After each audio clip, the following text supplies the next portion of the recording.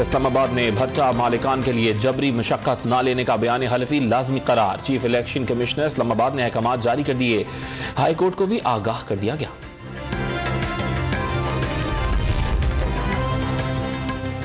वज़ीर आज़म इमरान खान आज आला सतह वफ्द के साथ चीन के दौरे पर रवाना होंगे। सरमाई ओलंपिक्स में पाकिस्तान की नुमाइंदगी करेंगे। चीन के सदर शी जिनपिंग से मुलाकात होगी।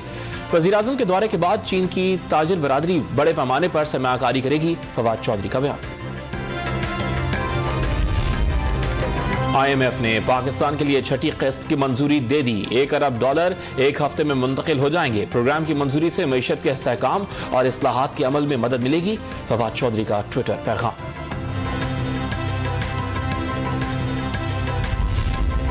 मुल्क भर में कोरोना वायरस के मजीद 42 अफराद जान बहक। 24 घंटे के दौरान 5830 नए मरीज रिपोर्ट। मुस्बत केसेस की शरह 9.75% रिकॉर्ड की गई। लाहौर और करीबी इलाकों में मूसलाधार बारिश। सर्दी में इजाफा। कराची को गर्द आलूद हवाओं ने जकड़ लिया। मरी में बर्फबारी सिलसिला आज भी जारी रहने की पेशगोई। मकान, दरख्त और गाड़ियां बर्फ से ढक गईं।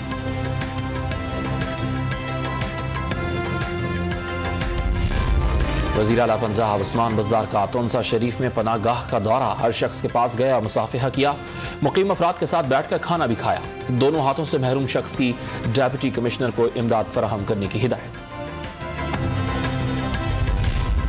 ASF ने लाहौर एयरपोर्ट पर मनी लॉन्ड्रिंग की कोशिश को नाकाम बना दिया। दुबई जाने वाले 3 मुसाफिरों से $84,000 और 4.5 लाख से ज्यादा पाकिस्तानी रुपए पकड़ लिए।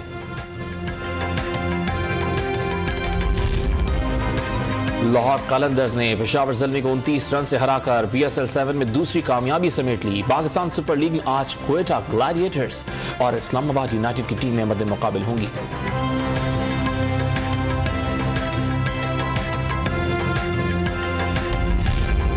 और मुत्तहदा अरब अमारात का एक और ड्रोन हमला नाकाम बनाने का दावा। 3 ड्रोन्स को हदफ तक पहुंचने से कबल फजा में ही तबाह कर दिया गया। वजारत दिफा का बयान।